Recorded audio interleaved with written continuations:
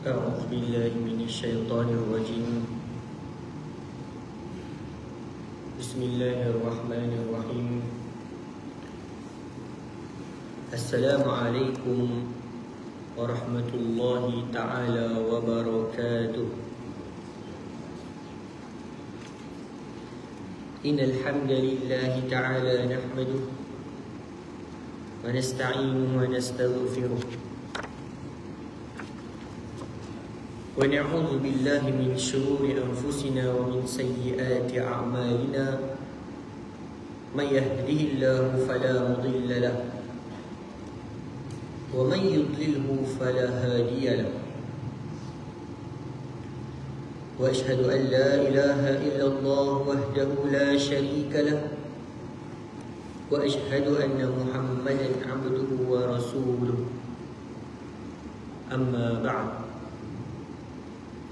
Yang saya kasihi seluruh ahli jawatan kuasa Masjid Al-Aman serta mukminin dan mukminat, para imam, bilal, serta ayah-ayah dan juga ibu-ibu, para pencinta ilmu yang saya kasihi sekalian.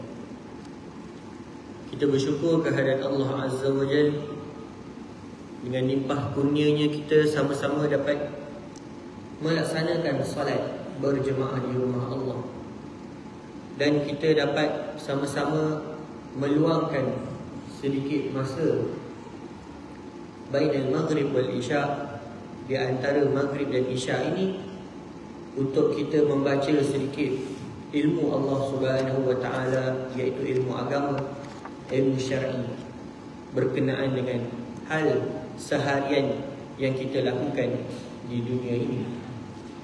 Yang mana kitab yang kita gunakan untuk pembahasan fardu ain ataupun fiqh ini menggunakan kitab Indahnya Hidup Bersyariat karangan Datuk Ismail Kamus rahimahullah. Kita masuk ke pembahasan seterusnya pada muka surat yang ke-72, iaitu satu bab yang baru tetapi di dalam skop yang sama, berkenaan dengan tayammum dan juga wudu. Yang mana tayammum dan wudu ini kedua-duanya adalah wasail ataupun jalan untuk kita beribadah kepada Allah Subhanahu wa taala. Jalan tu kita kata, kalau kita nak balik ke kampung, kita nak pergi ke satu kawasan, contoh hari raya kita nak balik Kelantan, mesti ada kenderaan, sama ada naik kereta ataupun naik kapal terbang ataupun naik kereta api. Begitu juga dengan ibadah yang kita lakukan seharian, seperti solat 5 waktu, yang mana merupakan kewajipan setiap orang beriman. Yang mana solat ini bukanlah satu tanda orang yang beriman, tetapi kewajipan bagi mereka yang menggelar dirinya sebagai orang Muslim. Orang panggil barang minima seorang Muslim adalah solat. Sebab tu dalam hadis Nabi SAW kata, baini wa bainal kufr tarkus solat. Di antara aku dengan orang yang kafir itu adalah dengan meninggalkan salat. Dan kalau satu orang itu meninggalkan salat dalam keadaan dia beriktikad, dia yakin bahawa salat itu tidak wajib, maka dia boleh terkeluar daripada agama Islam bittifaqil ulama, dengan kesepakatan ulama. Ini yang pertama, maknanya mereka yang tinggalkan solat dalam keadaan dia tahu solat tu tak wajib, maknanya dia iktikad dalam diri dia solat maghrib ni tak wajib, yang ni keluar daripada agama bittifaqil ulama, dengan kesepakatan ulama.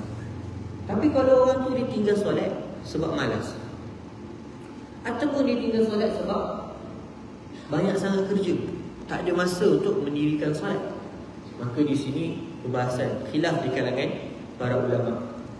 Namun di sisi mazhab Hanbali, dia juga terkeluar daripada agama Islam kalaulah dia meneruskan perbuatan tersebut.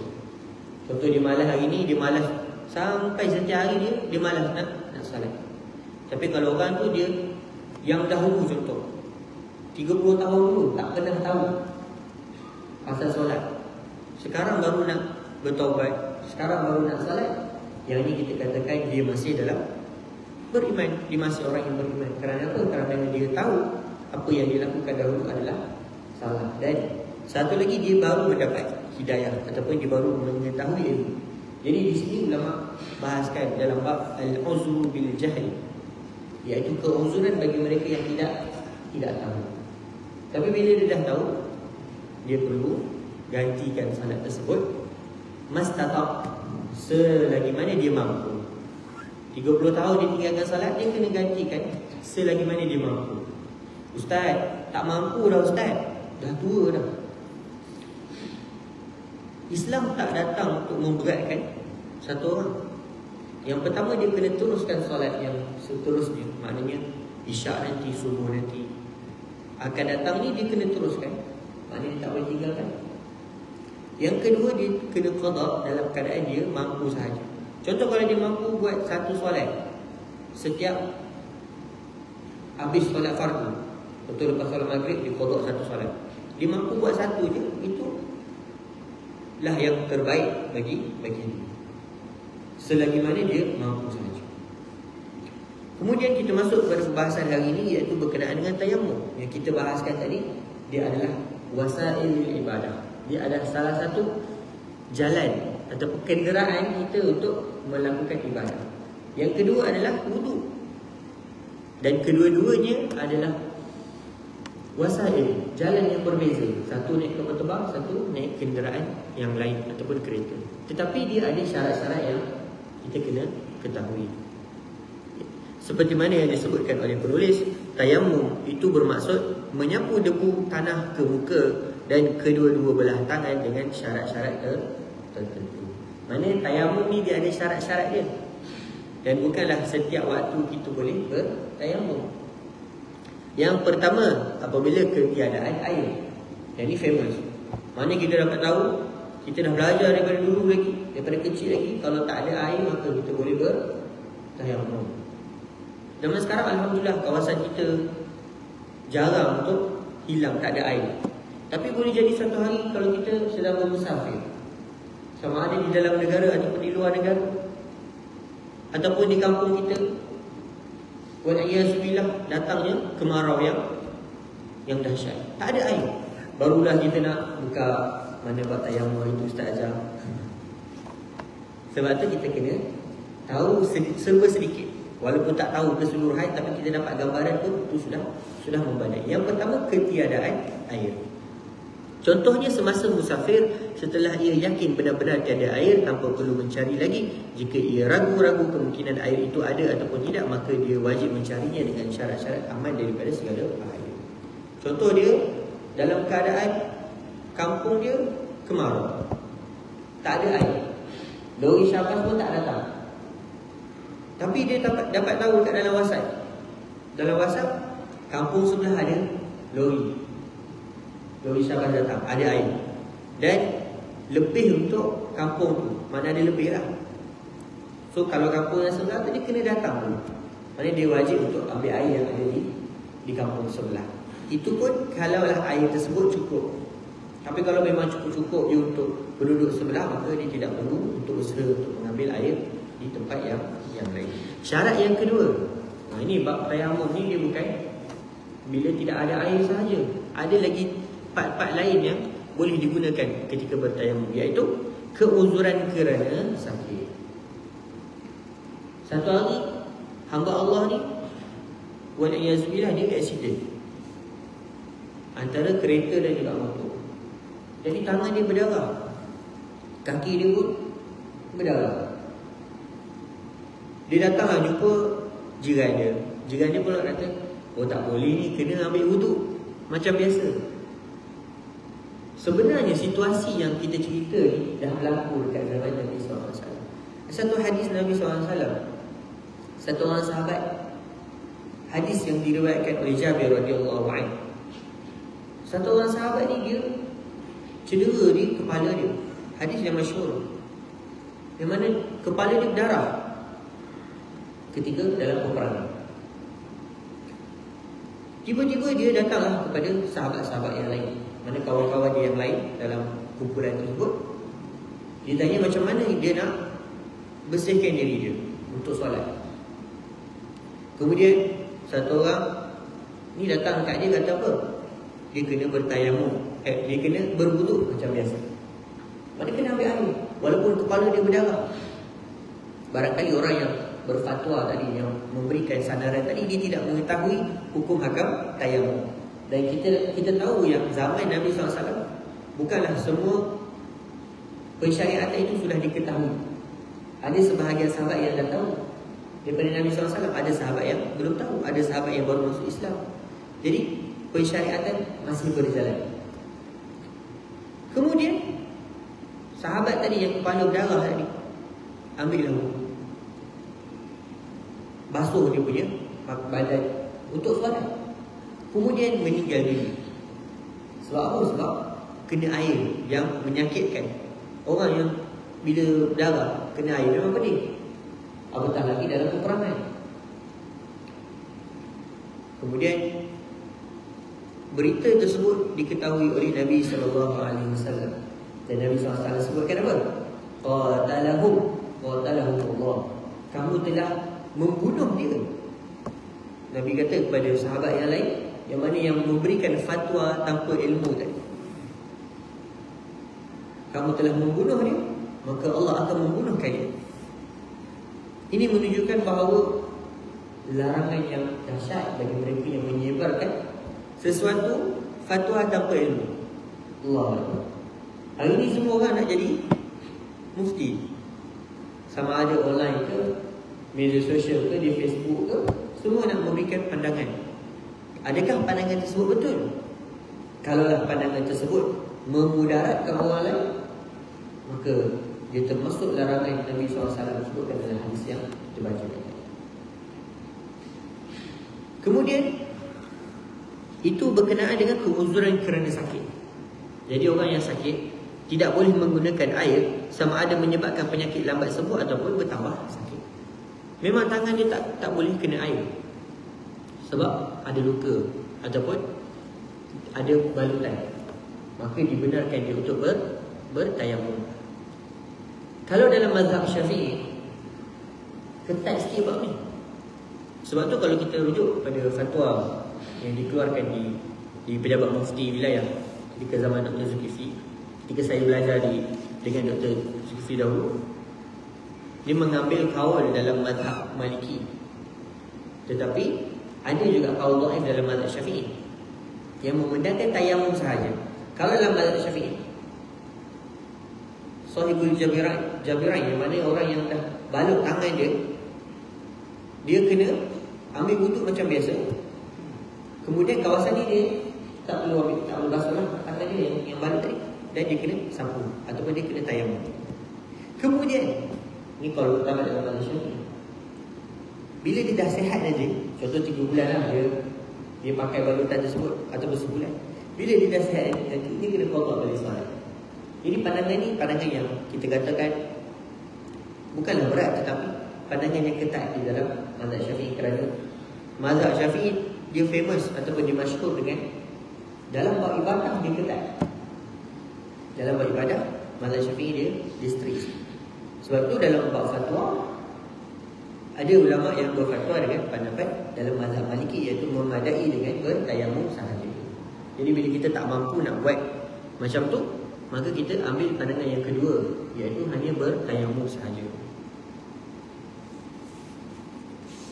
Sebab tu dalam satu kaedah ketika saya belajar di Mesir dahulu, di Al-Azhar, ulama-ulama di sana banyak menggunakan satu kaedah, man ibtuliya bisyai'in falyuqallib man ajaz.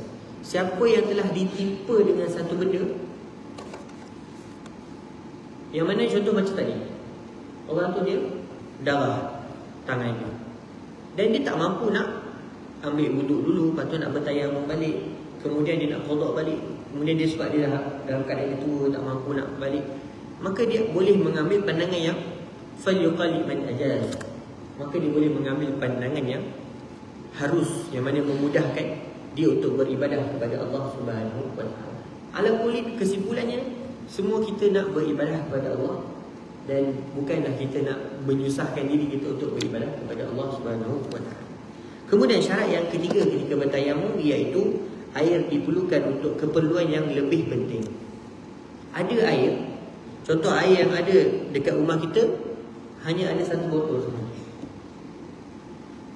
Lori Syabas tak datang, dalam kampung tak ada air langsung, maka kita dibenarkan untuk bertayamum. Sebab apa? Sebab air ni cukup untuk minum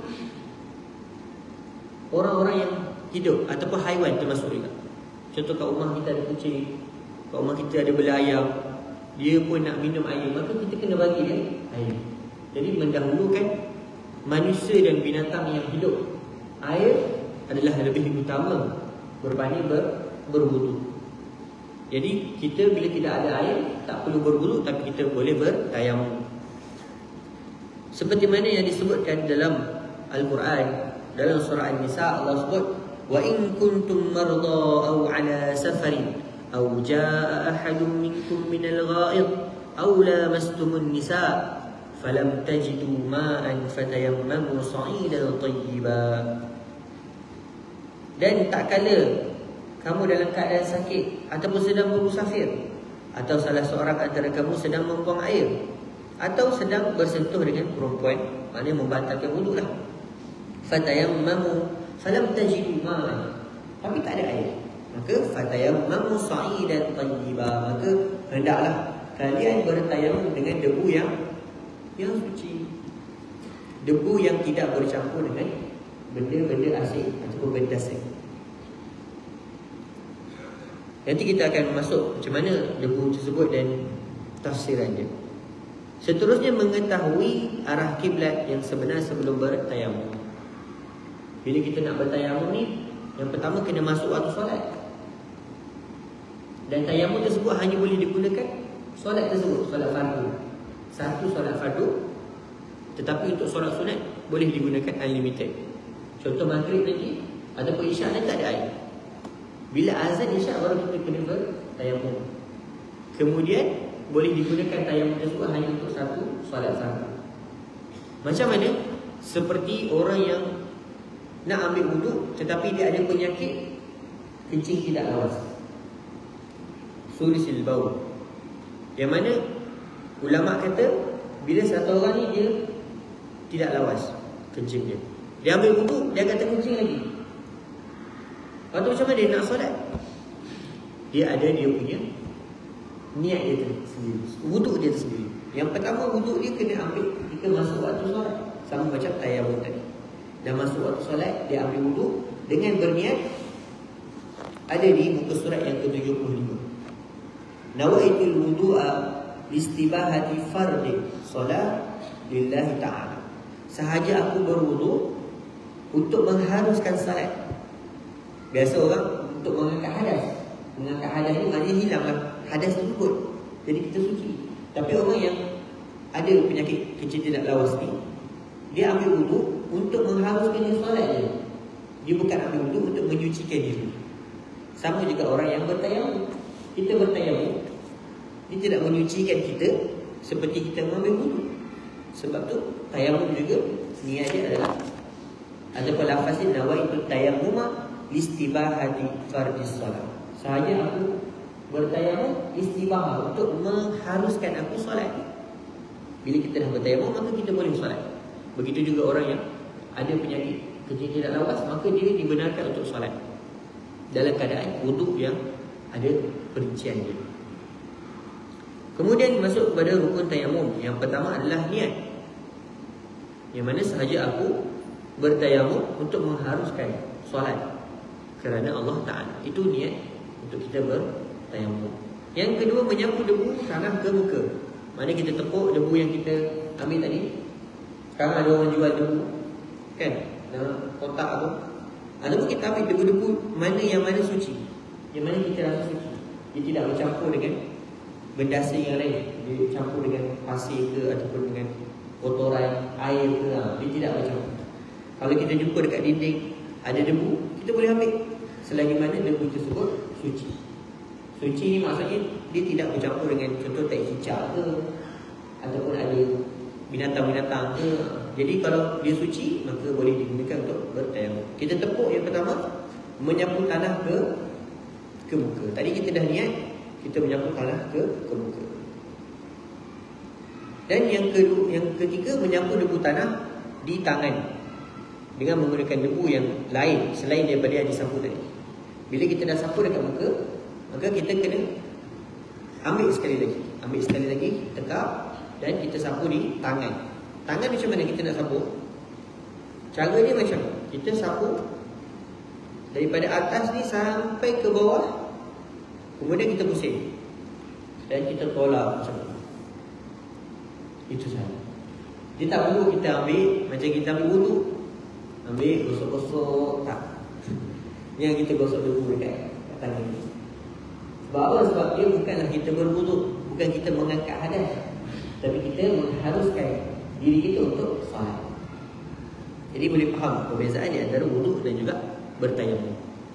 Dan yang terakhir iaitu tertib. Mana kena ikut tertib lah. Yang pertama tadi niat, yang kedua menyapu ke muka, dan yang ketiga menyapu tangan sahaja. Itu sahaja cara untuk bertayamum. Dan tayamum ini bukan semata-mata untuk menggantikan wudu sahaja. Apa satu lagi? Tayamum juga menggantikan mandi wajib kalau tak ada air. Ada satu hadis Nabi SAW, ada seorang sahabat ni, dia tak tahu tayamum tu ada. Kemudian dia tak ada air, dia buat apa? Zaman dulu, zaman Nabi SAW di Madinatul Munawwarah, zaman negara Arab dahulu, dia orang tak ada saluran air. Jadi yang kebanyakan yang ada air adalah di pesisir pantai. Jadi di Mekah, di Madinah itu di tengah-tengah, jarang ada air. Jadi kebanyakan mereka adalah bertayamum. Bila tidak ada air yang cukup, maka mereka bertayamum. Jadi sebagai adat bagi mereka, kebiasaan untuk bertayamum. Macam kita, air ada kat mana-mana. Pergi masjid ada air, pergi stesen petrol ada air. Maka kita, adat kita adalah dengan menggunakan air. Kemudian sahabat tadi, dia nak mandi wajib tapi tak ada air. Dia buat apa? Dia guling kat tanah. Kita jangan balik nanti kita tak ada air, kita guling kat tanah. Rupanya zaman Nabi dah ada dah orang buat. Maka Nabi SAW kata apa? Memadailah dengan sekian-sekian. Nabi ajarkan mereka bertayamum. Macam kita belajar tadi. Niat, sapu di muka dan juga sapu di tangan. Dia menggantikan mandi wajib dan juga menggantikan wudu. Seterusnya, tak masuk lagi azan. Kita masuk kepada wudu. Tadi kita dah bahas pasal bertayamum, maka kita masuk kepada wudu pada muka surat ke-75. Allah SWT sebut dalam Al-Quran dalam surah Al-Ma'idah, ya ayyuhallazina amanu idza qumtum ila shalah. Tak kala kalian wahai orang yang beriman, jika kita nak datang salat, fawsilu wujuhakum, maka basuhlah muka. Yang pertama, ini rukun dalam berwudu. Maknanya yang wajib dibuat. Kalau tak buat maka tidak sah wudu. Yang pertama, fawsilu wujuhakum wa aydiyakum ilal marafiq. Dan yang kedua, basuh tangan sehingga marafiq, sehingga ke siku. Wamsahu biwujuhikum. Kemudian basuh muka, masuk kepala. Wamsahu biwujuhikum wa aydiyakum ilal ka'bayn. Dan juga basuh kaki yang keempat. Jadi wudu ni, anggota wudu ni ada berapa? Rukun wudu ada berapa? Ada 4 yang wajib untuk kita basuh. Ustaz, macam mana dengan basuh tangan? Macam mana dengan masuk air ke dalam hidung ataupun berkumur? Itu semua sunnah ketika berwudu. Sebab apa? Sebab Nabi SAW ajarkan kita apabila kita bangun daripada tidur pada waktu pagi, maka basuhlah tangan kalian. Fa innakum la tadri aina batat. Nabi kata, kau tak tahu tangan kau dekat mana ketika kita tidur. Jadi boleh jadi tangan kita kotor ketika kita tidur. Bila kita tidur, mana kita perasan? Kita pegang apa, kita sentuh apa kan, berpeluh dan sebagainya. Maka apabila kita nak ambil wudu ataupun kita nak masukkan tangan kita dalam kolam, maka kita kena basuh tangan kita. Ini sunnah Nabi SAW ketika bangun tangan, ketika bangun daripada tidur. Kemudian basuh tangan. Yang kedua, kumur, dan juga masukkan air ke dalam hidung. Kalau dalam bahasa Arab dinamakan sebagai istinsyaq. Masuk air dalam hidung dinamakan sebagai istinsyaq. Kalau masuk dalam mulut, istinsyaq. Dua-dua sunat. Yang mana ada di kalangan ulama kita tulis, cara dia adalah dengan kita mengambil air, boleh buat dua-dua terus. Sedut sikit dalam hidung, kemudian masuk dalam mulut. Air yang berbeza lah. Jangan air hidung tu masuk dalam mulut, dia jadi lain pula. Boleh buat sekali ataupun kita buat satu-satu. Basuh komor mulut dulu, barulah kita masukkan air ke dalam hidung. Kedua-dua dibenarkan. Itu sunnah-sunnah ketika berwudu. Kemudian fawsilu wujuhakum. Basuhlah muka. Muka ni kita nak basuh daripada mana ke mana? Daripada mana binti sya'ar ni, dekat atas, dekat rambut ni, awal rambut ni, mana binti sya'ar, sehinggalah di kat tepi ni, kat telinga ni, kemudian di bawah ni. Janggut apabila janggut kita panjang ataupun lebat yang tidak nampak kulit, maka kita perlu untuk kita selitkan air lah, macam tu. Selitkan air ke dalam janggut tersebut. Fagsilu wujuhakum wa aydiyakum. Maka basuhlah tangan pula. Tangan daripada atas ni sampai ke siku. Macam biasalah yang kita buat.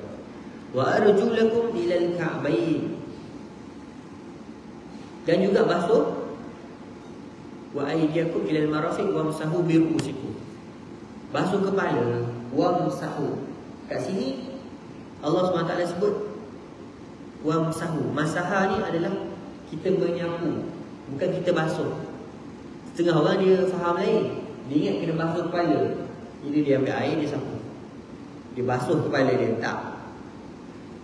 Yang dimaksudkan adalah masaha ataupun menyapu. Maksudnya kita ambil air kat tangan kita, kita basuhkan, dan kita helakan dekat rambut kita sampai ke belakang.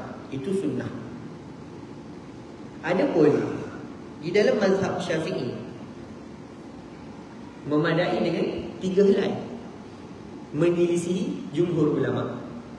Dalam mazhab yang lain, jumhur ni maknanya selain daripada Syafi'i, Hanafi, Maliki, Hanbali, perlu basuh daripada belakang, atas ke belakang, daripada depan ke belakang. Tapi dalam mazhab Syafi'i, barisu wamsahu bi ru'usikum. Wamsahu bi ru'usikum. Ba kat situ bermaksud ditabai, pada sebahagian sahaja. Jadi Imam Syafi'i radhiyallahu anhu tulis dalam kitab dia, hanya memadai dengan 3 helai sahaja untuk kita basuh. Itu perbezaan. Tapi sunnah dia apa? Sunnahnya adalah dengan kita membasuh ataupun menyapu keseluruhan kepala kita. Kepala ni pada atas ni lah, daripada rambut ni sampai ke belakang. Hanya kita melalukan air saja. Bukan kita basah kan, tapi kita melalukan air, basuh tangan dan kita lalukan sehingga ke belakang. Itu sunnah. Minimum dia adalah 3 helai, tapi yang sunnahnya adalah lebih, sampai ke belakang. Jadi apabila kita nak buat ibadah tersebut, kita kena pastikan mana yang minimal dia. Minimal kita baca dalam Quran tadi 4 perkara tadi, dan maksimum dia. Maksimum dia termasuk benda-benda yang sunnah. Sebab ada satu fi'il orang lah, dia ada dinamakan sebagai minimalis. Semua benda dia nak minimalkan. Tapi dalam ibadah kita kena maksimumkan. Dalam ibadah kita tak boleh minimalis. Mana kita akan rugilah. Bila benda sunat kita tak buat. Basuh tangan, baca bismillah, itu semua adalah sunnah yang kalau kita tinggalkan, kita punya wuduk masih sah, tetapi kita rugi. Kerana apa? Kerana kita ada peluang untuk melakukan, tapi kita tak buat. Jadi kita tak panggil dia minimalis, kita panggil dia minimalas. Dia tak nak buat benda-benda yang sunat. Ala kulli, dia punya wuduk masih sah kalau dia buat 4 perkara tadi yang disebutkan di dalam Al-Quran. Dah azan ni? Belum ni. Kata penulis, wuduk dari segi bahasa adalah mengambil air sembahyang. Dari segi bahasa Melayunya adalah mengambil air sembahyang, yang kita bahaskan tadi. Saya dah simpulkan lah.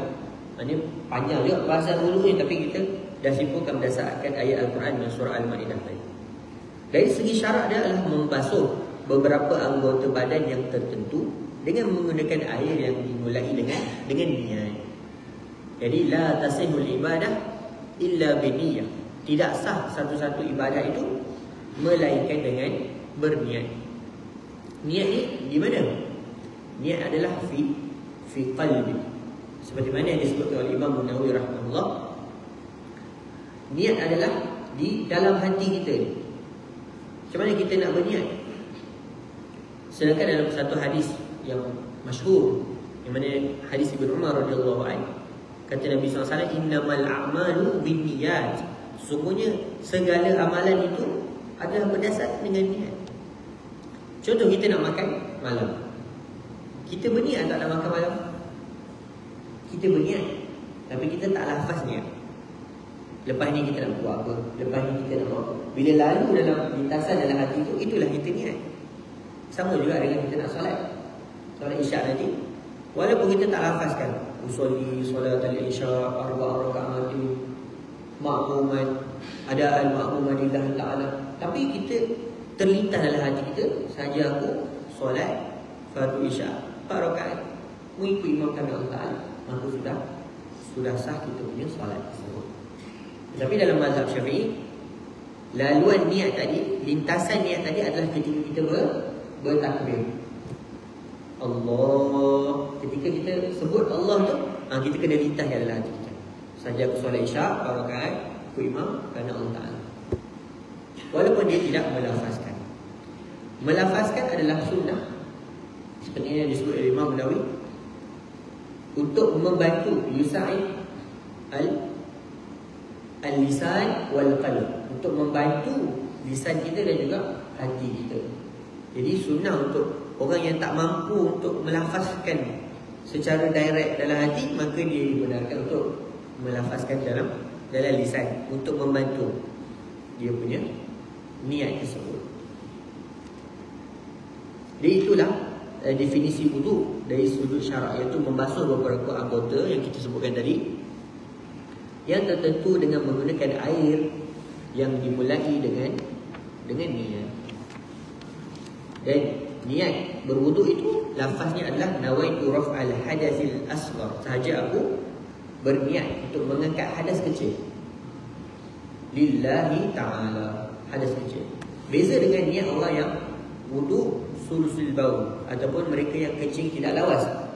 Dalam buku ni ada tulis sebut pada muka yang 75, nawaitul wudu'a listibahati fardhi solat lillahi ta'ala, sahaja aku berwudu untuk mengharuskan aku untuk solat. Itu je dia punya niat. Dia bukan mengangkat hadas kecil.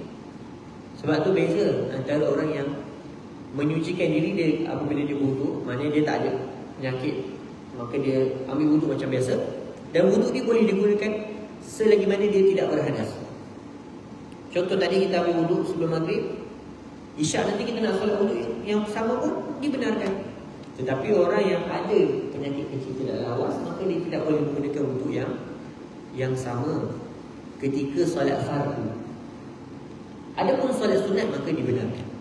Begitulah yang disebutkan dalam kitab-kitab Hasyiah dalam mazhab Syafi'i.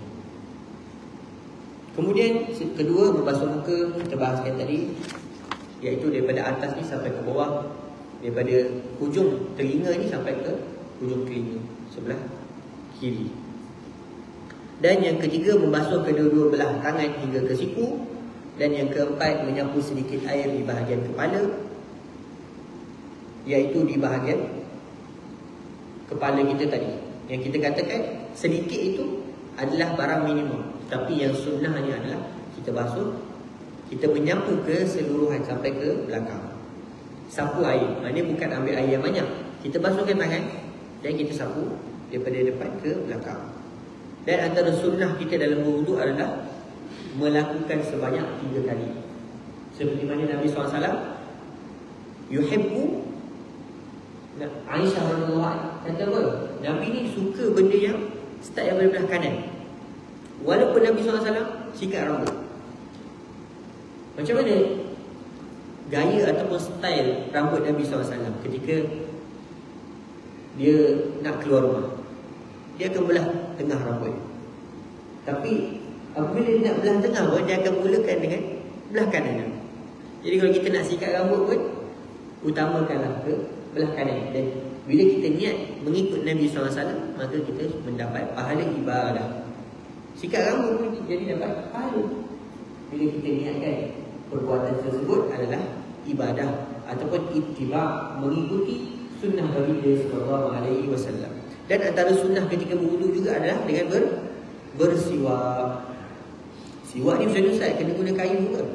Kayu siwak ada orang jual. Tetapi dalam mazhab Syafi'i dan Hanbali, siwak itu bermaksud apa-apa yang digunakan untuk menyucikan mulut, termasuk berus gigi zaman sekarang. Itu juga yang disebutkan oleh Syekh Yusuf Al-Qaradawi bila orang tanya berkenaan dengan berus gigi ni, adakah sunnah Nabi SAW? Dan dia kata itu juga termasuk daripada sunnah Nabi SAW. Kerana sunnah Nabi adalah bukan kayu tersebut. Sebab apa? Sebab kayu tersebut adalah adat. Arab memang guna kayu tersebut. Kalau kita guna untuk niat nak dapat pahala, kalau kita guna dan kita niat ikut Nabi, kita akan dapat pahala. Macam kita pakai jubah. Nabi SAW pakai jubah. Zaman Arab pun pakai jubah juga. Abu Jahal pun pakai jubah. Tapi kalau kita pakai jubah untuk kita niat ikut Nabi SAW, maka kita mendapat pahala ittiba' Nabi SAW. Begitu juga dengan berus gigi. Yang sunnahnya adalah menyucikan mulut. Tak kisah dia guna dari ke, dia guna apa-apa jenama pun yang halal, selagi mana dia menyucikan mulut dan dia niat aku nak ikut Nabi SAW. Nabi SAW bila nak solat dia akan bersihkan mulut dia. Guna siwak lah, sebab zaman tu hanya ada siwak. Zaman sekarang dah macam-macam kan. Nak guna siwak boleh, nak guna berus gigi pun boleh. Semuanya dibenarkan. Dan bila kita dapat pahala, apabila kita berniat dalam hati kita, aku berus gigi ni sebab apa? Sebab Nabi SAW setiap kali solat fardu 5 waktu, maka dia akan cucikan mulut dia dahulu. Jadi sunnah Nabi SAW adalah menyuci mulut. Kemudian membasuh kaki hingga 2 buku lali. Dan yang keenam adalah tertib. Doa selepas berwudu, surat ke-78.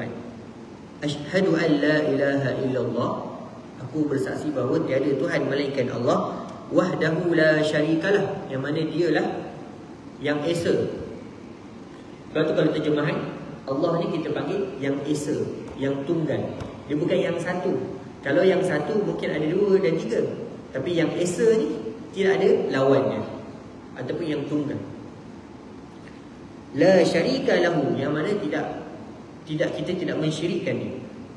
Tidak ada sekutu baginya. Wa asyhadu anna Muhammadan abduhu wa rasuluhu, dan aku bersaksi bahawa Nabi Muhammad SAW sebagai hamba kepada Allah dan juga rasul kepada Allah Subhanahu wa taala. Allahumma ja'alni minat tawwabin, wahai Tuhan, kau jadikanlah aku sebagai golongan yang bertaubat. Innallaha yuhibbut tawwabin wa yuhibbul mutatahhirin, yang mana Allah menyukai orang yang bertaubat dan juga orang yang menyucikan diri. Jadi ada persamaan antara orang yang berwudu dengan orang yang bertaubat. Sebab tu sahabat yang bernama Bilal bin Rabah, dia ada satu PL dia. Dia buat apa? Dia memelihara wudu. Bila batal wuduk, dia akan ambil wuduk balik. Dan tak kala dia ambil wuduk, dia akan solat sunat. Itu dinamakan solat sunat wuduk. Solat sunat 2 rakaat selepas berwuduk. Itu adalah sunnah juga. Kerana apa? Kerana apabila sahabat buat, sahabat yang Bilal yang buat, Nabi SAW tahu, maka Nabi tidak menghalangnya. Maka itu juga termasuk dalam sunnah Nabi SAW. Maka bila kita ambil wuduk, kita solat sunat, termasuk juga pahala mengikuti Nabi SAW. Waj'alni minal mutatahhirin, dan jadikanlah aku dalam kalangan orang yang suci. Wuduk juga adalah untuk mengapa? Contoh kita ambil wuduk, kita sapu dekat muka, air yang jatuh, bukan air sahaja yang jatuh, dosa-dosa juga berguguran. Seperti mana disebutkan dalam hadis Nabi SAW. Sebab tu doa yang kita boleh amalkan ketika selepas berwuduk ni adalah Allahumma ja'alni minat tawabin. Wahai Tuhan, kau jadikanlah aku sebagai mereka yang dalam kalangan mereka yang suka bertaubat. Ada orang dia buat kesalahan yang banyak, tapi dia tidak diberikan hidayah untuk kembali. Tapi ada orang dia buat kesalahan yang banyak juga, tapi dia sentiasa bertaubat kepada Allah. Maka orang yang kedua tadi akan diampunkan oleh Allah Subhanahu wa taala. Sebab apa? Sebab innamal a'malu bil khawatim. Sesungguhnya segala amalan yang kita buat, yang dikira oleh Allah adalah di pengakhiran. Ada orang tu dia kaki masjid, wal-iyazubillah, pada hari-hari kematian akhir dia minum arak. Yang dikira adalah yang terakhir tadi. Nampak betapa ruginya satu kehidupan dia 60 tahun, 70 tahun, tapi pengakhiran dia adalah pengakhiran yang su'al khatimah. Sebab tu kita kena sentiasa doa, ya muqallibal qulub tsabbit qalbi ala dinika wa ala ta'atik. Sebab hati manusia ni dia naik turun. Dia bukan macam malaikat. Iman kita tak sama macam malaikat. Iman malaikat dia straight je, dia taat je kepada Allah SWT. Tapi manusia, hari ni mungkinlah kita paling baik dekat taman ni, kan? Balik ni kita tahajud 20 rakaat. Esok kita tak tahu lagi siapa yang level dia lagi tinggi iman dia. Antara doa yang diamalkan oleh Nabi SAW, ya muqallibal qulub tsabbit qalbi ala dinika wa ala ta'atik. Wahai Tuhan yang mana muqallibal qulub, yang membolak-balikkan hati hamba. Manusia lah, kita kadang-kadang kita duduk kat bawah, kadang kita kat atas. Tsabbit qalbi ala dinika, kau kekalkanlah hati aku ni dalam agama ni. Kita takut satu hari nanti bila Allah pusingkan hati kita, kita boleh terkeluar daripada agama ni. Maka kita kena sentiasa berdoa, ya muqallibal qulub tsabbit qalbi ala dinika wa ala ta'atik, dan kekalkanlah aku di dalam ketaatan. Jadi saya rasa sekarang itu sahaja.